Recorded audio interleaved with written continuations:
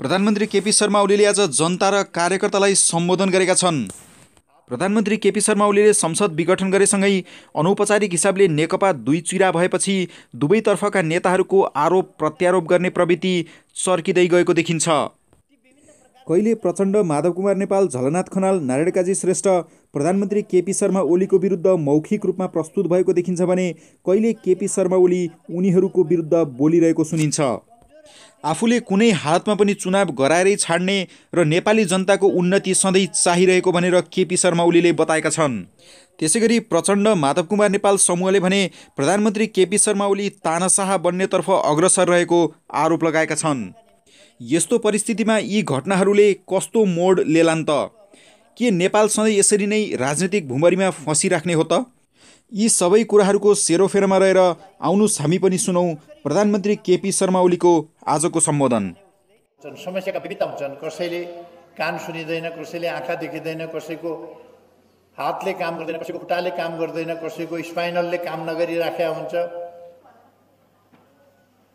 कसैका अरू प्रकारका समस्याहरू हुन्छन्। ती विभिन्न प्रकारका समस्याहरू आर्थिक अवस्था ठिकै भएको परिवारमा भए त अलिक सजिलै होला।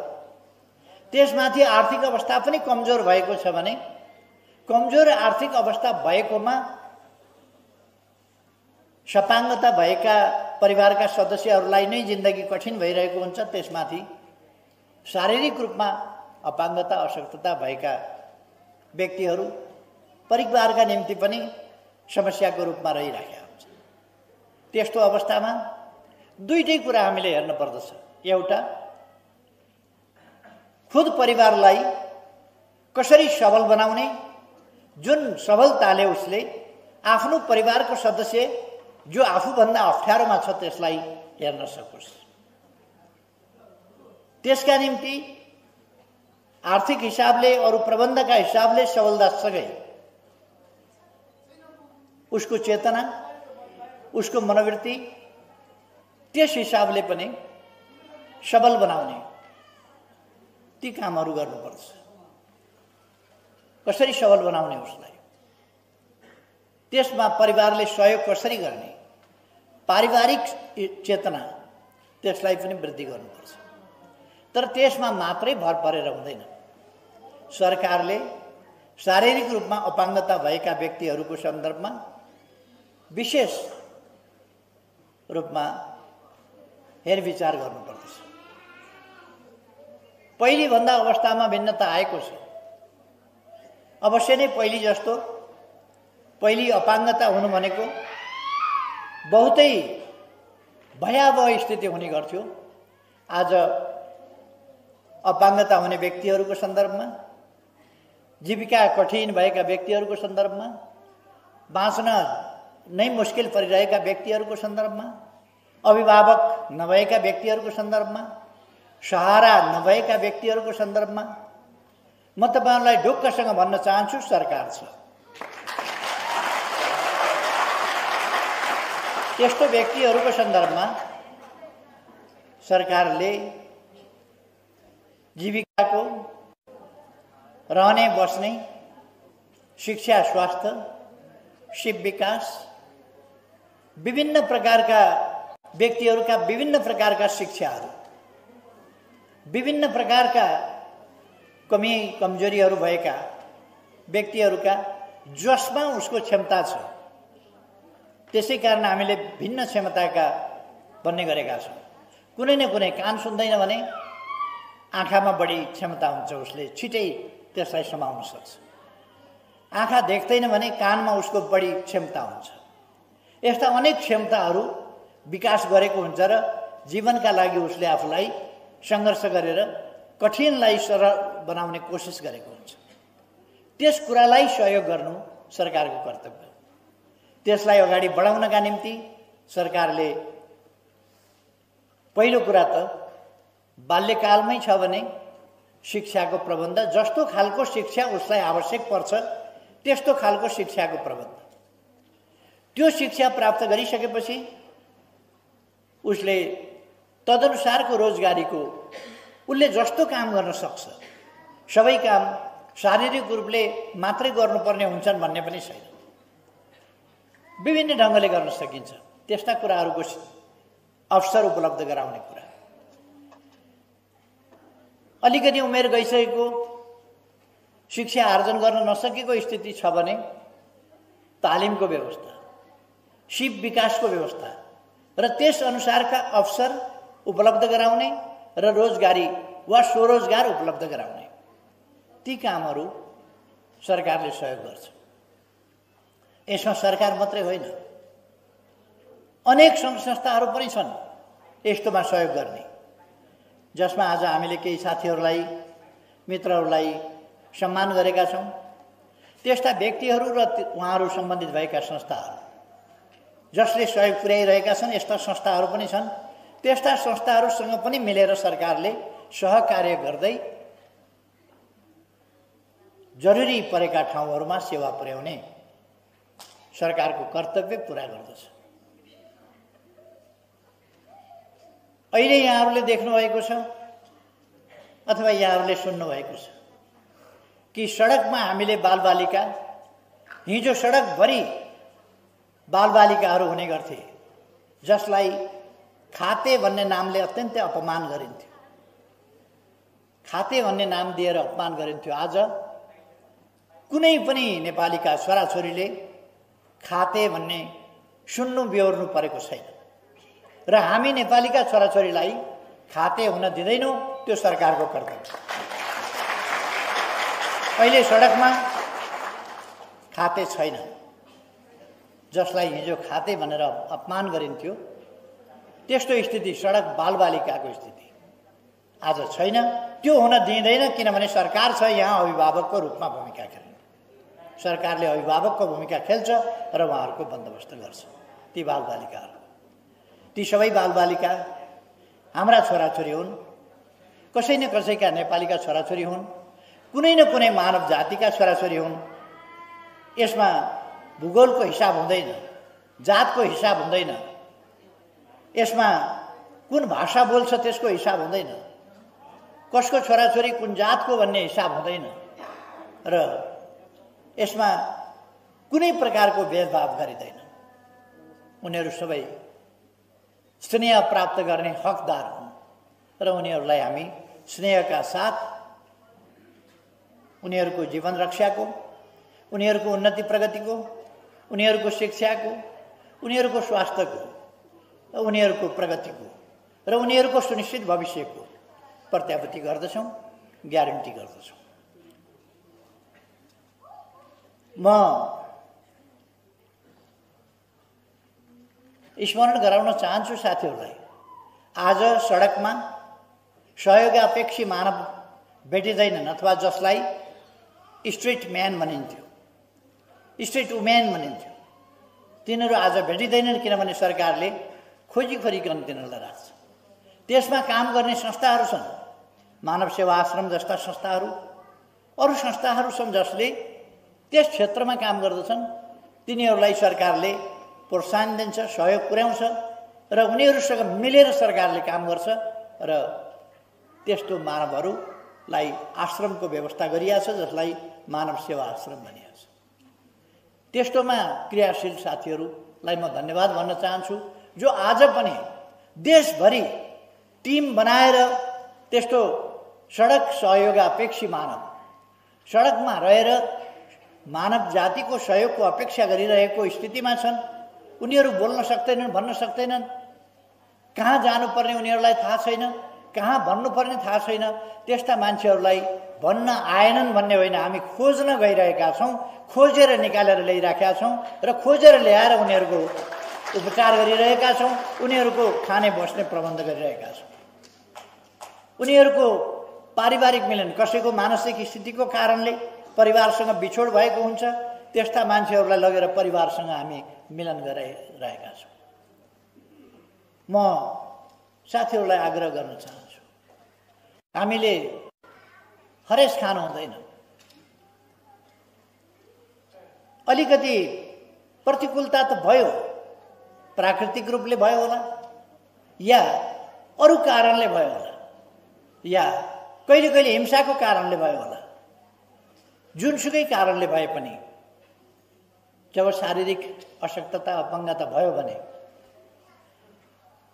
अथवा कहिले कहिले मानसिक केही समस्या भयो भने त्यो समस्यालाई न्यूनीकरण गर्न सकिन्छ, समाधान गर्न सकिन्छ र त्यसरी अत्यन्तै असाधारण योगदान गरेका मान्छेहरू छन्। अहिलेको पछिल्लो वैज्ञानिक दुनियाँका जोन हकिन्स भन्ने वैज्ञानिक विश्व प्रसिद्ध छन्। उनले ठुल्ठुला विज्ञानका थ्योरीहरू पत्ता लगाएका छन्। जोन हकिन्स जस्ता विद्वानहरू अन्यत्र किन गइरहनु पर्यो र? हाम्रै देशमा झमक घिमिरे जस्ता उहाँ शारीरिक रूपमा पूर्ण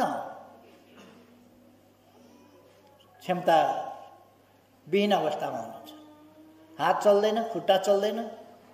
त्यस्तो अवस्थामा बडो मुस्किलले खुट्टाले कलम चेपेर स्कुल नगइकन, कसैले पढाएर होइन, कसैले थाहा पाउन भन्दा अगाडि भाइको पढाइ लेखाइ देखेर, भाइले पढेको यसो हेरेर उनले सिकिन् र अहिले विचार सुल्झिएका चिन्तकहरूमध्ये, ठिक ढङ्गले सोच्ने, देशको बारेमा, जनताको बारेमा, विभिन्न समस्याको बारेमा, सामाजिक समानताको बारेमा, न्यायको बारेमा, विकासको बारेमा, प्रगतिको बारेमा, सामाजिक सुव्यवस्थाको बारेमा सही ढङ्गले सोच्ने नेपालका केही विद्वानहरूमध्ये एकजना उहाँ पर्नुहुन्छ, जो एक दिन पनि स्कुल जानुभएको छ। उहाँ विद्यालय जानुभयो, विद्यालय होइन विश्वविद्यालय जानुभयो विद्यावारिधीको प्रमाणपत्र बुझ्न, विद्यावारिधीको सम्मान बुझ्न विश्वविद्यालय जानुभयो। तर त्योभन्दा अगाडि कहिल्यै विद्यालय टेक्नु भएन। विद्यालय नटेकेको व्यक्तिले विद्वतामा विद्यावारिधि प्राप्त गर्ने, शारीरिक रूपमा पूर्ण रूपमा अशक्त हाम्रै देशमा हुनुहुन्छ नि प्रेरणाका स्रोतहरू। थुप्रै प्रेरणाका स्रोतहरू त्यस्तो व्यक्तिहरू हाम्रै देशमा हुनुहुन्छ। हाम्रै देशमा कान नसुन्ने, बोल्न नसक्ने हरूले आफ्नो प्रतिभा देखाउनु भएको छ, आफ्नो क्षमता प्रकट गर्नुभएको छ। त्यस्ता उदीयमान कलाकारहरू हुनुहुन्छ, व्यक्तित्वहरू हुनुहुन्छ, क्षमताहरू हुनुहुन्छ। जस्तो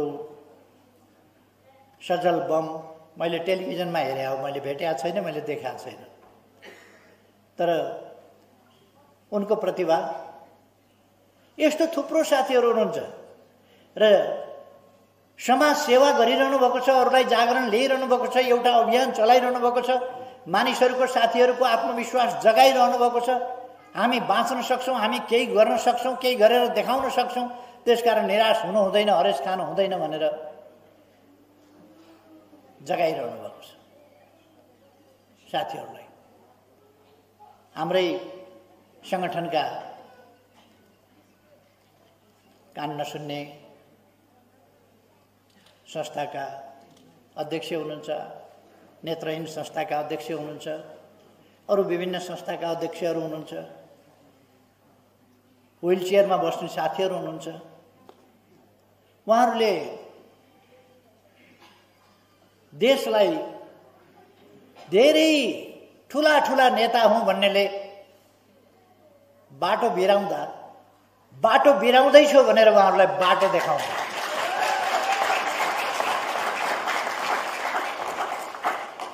देशको दौड भनेको,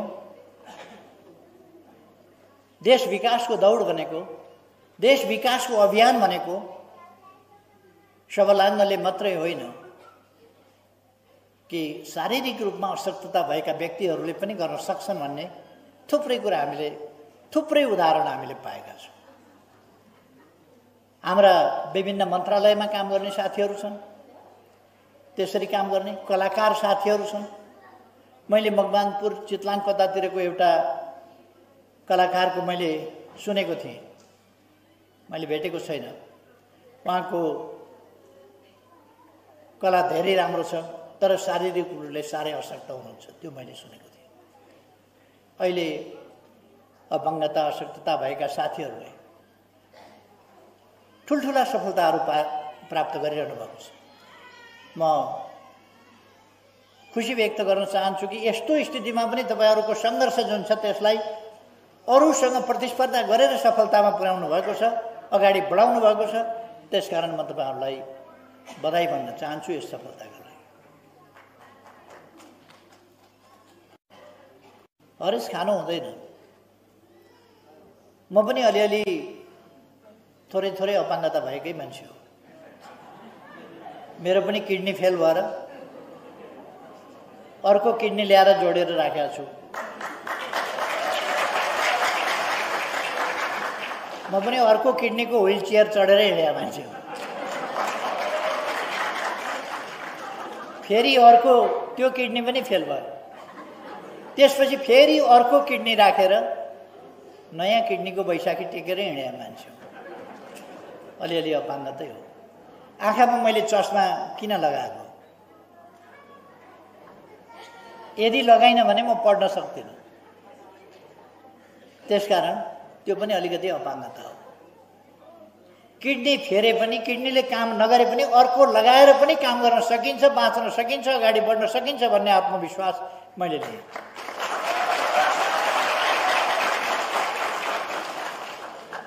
सायद यो पनि विश्व रेकर्ड नै होला। 2टा किडनी फेरेको कोही विश्वमा कोही प्रधानमन्त्री छैन होला। 2टा किडनी फेरे पनि मैले गाली पनि गरेको छैन, केही पनि भनेको छैन, लाठी लगेर लखटेको पनि होइन। तर 2टा किडनी फेरे पनि देश बिगार्न खोज्ने तत्त्वहरू, जनताका लागि अहित गर्न खोज्नेहरू, लोकतन्त्र विरोधी तत्त्वहरू, जनताको शासन मास्न खोज्ने तत्त्वहरू भागी भागी हिँडेका छन्। डर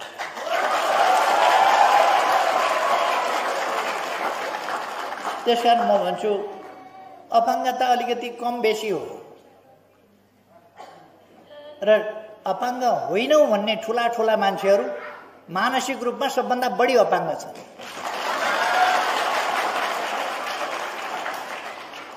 ठुला ठुला भन्ने मान्छेहरू त्यो अपाङ्गता डरलाग्दो छ। देख्दाखेरि ठिक्कै देखिने तर भित्रभित्रै। त्यसकारण हामीले हरेस खानु हुँदैन। म साथीहरूलाई भन्न चाहन्छु, भाइ बहिनीहरूलाई भन्न चाहन्छु, तपाईहरू हरेस नखानुस्। तपाईहरूको साथमा सरकार छ, तपाईहरूको हेरविचार सरकारले गर्छ। तपाईहरूलाई थाहा छ हाम्रो देश धनी देश होइन, गरिब देश हो। गरिब देश भए पनि यस देशले आफ्ना नागरिकहरूलाई हेरविचार गर्ने सम्बन्धमा कुनै सक्दो हेरविचार गर्नेमा कमी राख्दैन।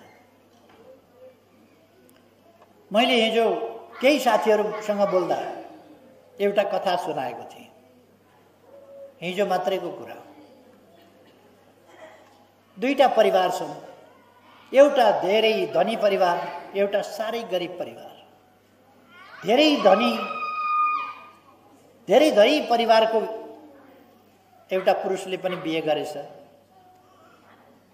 श्रीमती बिहे गरेर ल्यायो।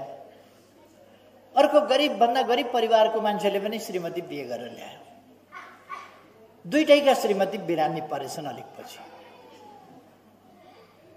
धनी परिवारकोले श्रीमती बिमारी पर्दा हेर्दा पनि हेरेन। उसँग पैसा छ, गाडी छ, सबै कुरा छ, अस्पताल लान सक्छ, उपचार गराउन सक्छ, तर वास्तै गरेन। गरिब परिवारको गरिब लोग्नेले गर्नसम्म गर्यो। दुर्गम ठाउँको थियो, गरिब थियो, पैसा थिएन, अस्पताल लगेर खर्च गर्न सक्दैन थियो, तर पनि जो सक्थ्यो गर्यो। नजिकको स्वास्थ्य क्लिनिकमा लग्यो, त्यहाँ दिएको औषधि किनेर, पाएको औषधि पनि खुवायो, किनेर खुवाऊ भनेको औषधि पनि थोरै पैसाले पुग्नेसम्म किनेर खुवायो। धामी पनि बोलायो, ड्याङ्ग्रो पनि ठटायो, कालो भाले काट्नुपर्छ भनेर भने त्यो पनि काट्यो। तै पनि श्रीमती निको भएन। अन्डा मनसाउनु पर्छ भने त्यो पनि मनसायो, तर पनि श्रीमती निको भएन। अर्को धनी मान्छेको श्रीमती थला परेकी छ, उसले वास्तै गर्दैन। दुईटैले दुःख पाएका छन्, तर गरिबको श्रीमतीको लोग्ने छेउमा बसेर के गर्नु, तेरो धेरै माया लाग्छ, तँलाई बचाउन मन लाग्छ, तँलाई बचाउन कोसिस गरिराखेको छु म, अन्डा पनि मनसाएँ, कालो भाले पनि काटेँ, धामी पनि लगाएँ, झाँक्री पनि लगाएँ, तर पनि तँलाई निको भइराखेको छैन भन्छ। आँसु खसाउँछ, सुमसुम्याउँछ, माया गर्छ। बचाउन निको पार्न नसकेकोमा अत्यन्त दुखी छ। तर अर्को लोग्ने छेउमा पनि आउँदैन, सोद्धा पनि सोध्दैन, जो धनी छ। दुईटै बिमारी छन्, दुईटै निको भएका छैनन्, दुईटैलाई पीडा भएको छ, तर पीडाको स्थिति फरक छ। सक्दो गरेर छेउमा बसेर माया गर्दै सुमसुम्याएर आँसु खसाउने लोग्ने निको पार्न नसके पनि त्यो साँच्चैको लोग्ने हो। वास्तै नगर्ने लोग्ने त्यो साँच्चैको लोग्ने नै होइन, त्यो एउटा निर्दयी मान्छे हो। यो दुईटाको बीचको फरक हुन्छ। अहिलेको सरकार कति गर्न सक्छ त्यो गर्छ। कालो भातले काट्न पनि गर्छ, अन्डा मनसाउन पनि गर्छ, छिटामल खुवाउन पनि गर्छ, तर धेरै ठुलो यसको ल्यागतले नभ्याउला। तर छेउमा बसेर सुमसुम्याएर भन्छ, म तपाईँहरूलाई बचाउन चाहन्छु, म तपाईँहरूलाई सहयोग गर्न चाहन्छु, तपाईँहरूको उन्नति चाहन्छु, तपाईँका बालिका पढाउन चाहन्छु र गच्छे अनुसार गर्छु। यो कुरा साथीहरूले बुझी पनि दिनुपर्छ। सरकारको क्षमताको सीमा छ। सरकार धेरै चिज गर्न सक्ने स्थितिमा अलिक छैन, र सकेको सरकारले गर्छ। र पहिलो प्राथमिकता अरू मान्छेहरू, जागिर खाइरहेका मान्छेहरूको ठुलो समस्या होइन। जो जागिर खाने अवस्थामा पनि छैन, जागिर खान पनि सक्दैन, पाउँदा पनि पाउँदैन, त्यस्तो अवस्थाको र त्यसमाथि पनि जसको अपाङ्गता छ, अशक्तता छ, हो त्यो मान्छे। जो अभिभावक जसको छैन, जसको सहारा छैन, ती मान्छेहरू हो। त्यसका लागि सबभन्दा पहिले सरकारको आवश्यकता पर्छ, र तिनका लागि सबभन्दा पहिले सरकार छ। सरकार सबभन्दा पहिले तपाईँहरूका लागि छ भन्ने कुरा त्यसकारण मैले सुरुमै भन्न खोजेँ। सरकार तपाईँहरूका लागि छ। मैले अघि भने झमक घिमिरे जस्ता केहीको दृष्टान्त दिएँ। उहाँले प्रसिद्ध मदन पुरस्कार पनि प्राप्त गर्नुभयो आफ्नो कृतिका लागि, लेखका लागि। त्यो वास्तवमा अत्यन्तै महत्त्वपूर्ण सफलता हो उहाँको। आज मात्रै होइन, हामीले इतिहासमा हेऱ्यौँ भने, उहिले त्रेता युगमा हेऱ्यौँ भने, जनक, राम, उनीहरूको जमानाका कुरा हेऱ्यौँ भने, जनकको दरबारमा शास्त्रार्थ हुन्थ्यो। शास्त्रमा जसले जित्छ त्यो जितुवा हुन्थ्यो।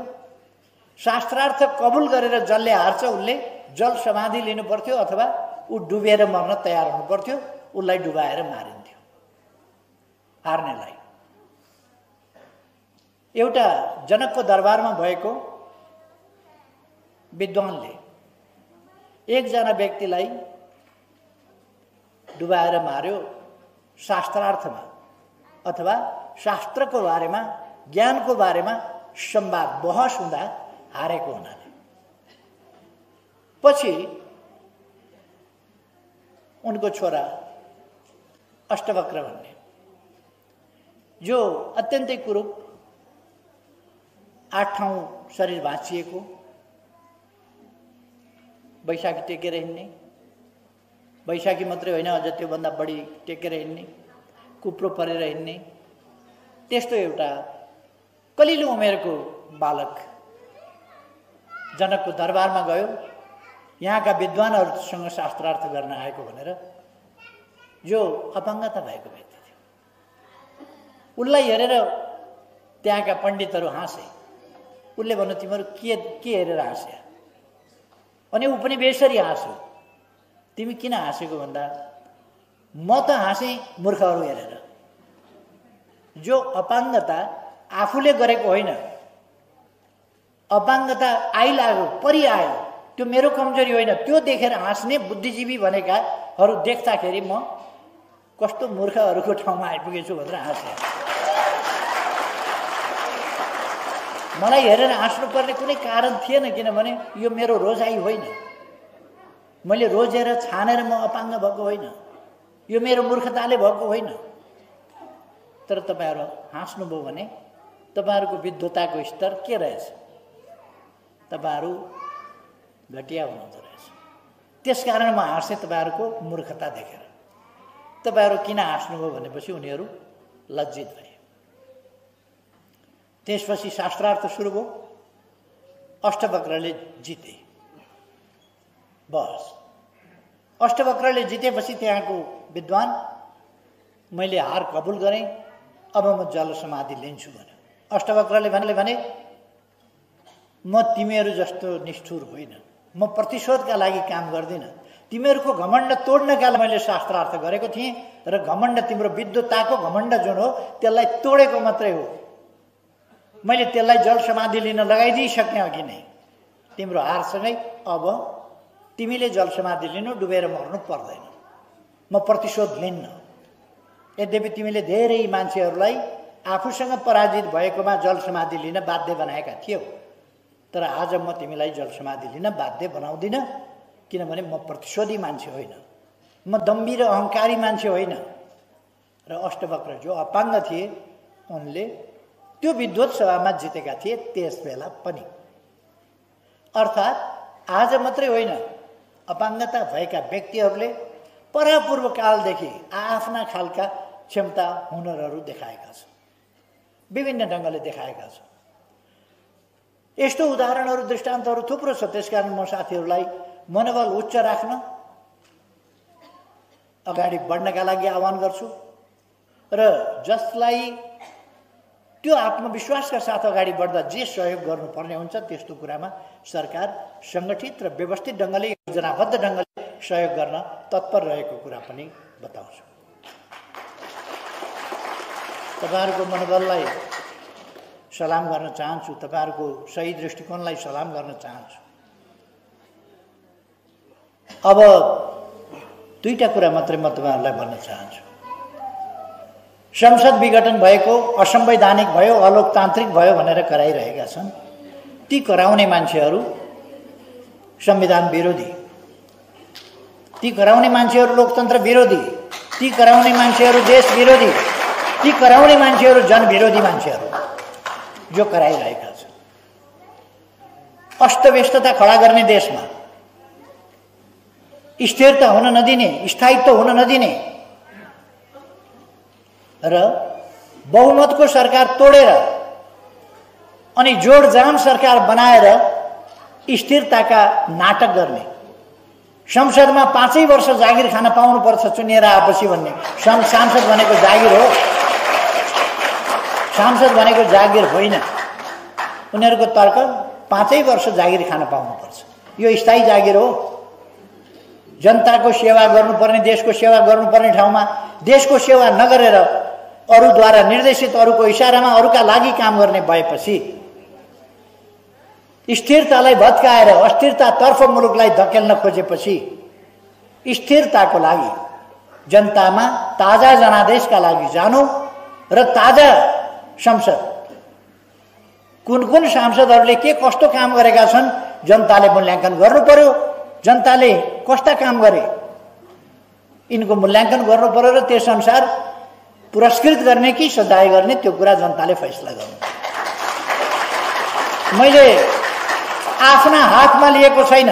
मैले आफ्ना हातमा लिएको भए तानाशाही हुन्थ्यो। जनताका बीचमा जनताको फैसला, तपाईँहरूका बीचमा तपाईँहरू फैसला गर्नुहोस् भन्दा म तानाशाह होइन। मैले त फैसला गरेको छैन।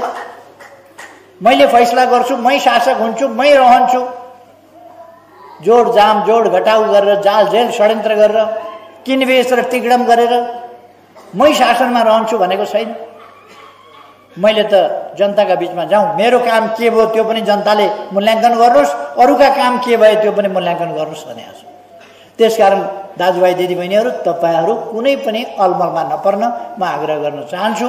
देश अगाडि बढेको छ, अगाडि बढाउनुपर्छ र यस निर्वाचनबाट आउँदो वैशाख 17 गते र 27 गते हुने निर्वाचनबाट देशको अहितमा निरन्तर काम गर्ने यस्ता देशद्रोही तत्त्वहरूलाई ठेगान लगाउने यो अवसरको रूपमा हामीले प्रयोग गर्छौँ। म यहाँहरूलाई पनि आग्रह गर्छु, तपाईँहरूको सजगताप्रति, तपाईँहरूको जागरुकताप्रति मेरो विश्वास छ। म तपाईँहरूलाई त्यसका निम्ति धेरै धन्यवाद भन्न चाहन्छु। तपाईँहरूको भलो होस्, तपाईँहरूको स्वास्थ्यमा राम्रो अवस्था रहोस्, तपाईँहरू उन्नति प्रगति गर्नुहोस् र त्यसका लागि सरकार सदैव सहयोग गर्न तयार छ भन्ने कुरा फेरि राख्दै शुभकामनाका शब्दहरू म यहीँ अन्त्य गर्दछु। धन्यवाद। साथीहरूलाई आजको भिडियो कस्तो लाग्यो? कृपया यस्तै भिडियोहरू पाउनका लागि हाम्रो च्यानललाई सब्स्क्राइब गर्न नबिर्सनुहोला। साथै यो भिडियोलाई लाइक, सेयर र कमेन्ट गर्न पनि नबिर्सनुहोला भन्ने आशा राख्दछु। हजुरहरूको दिन शुभ बितोस्। धन्यवाद।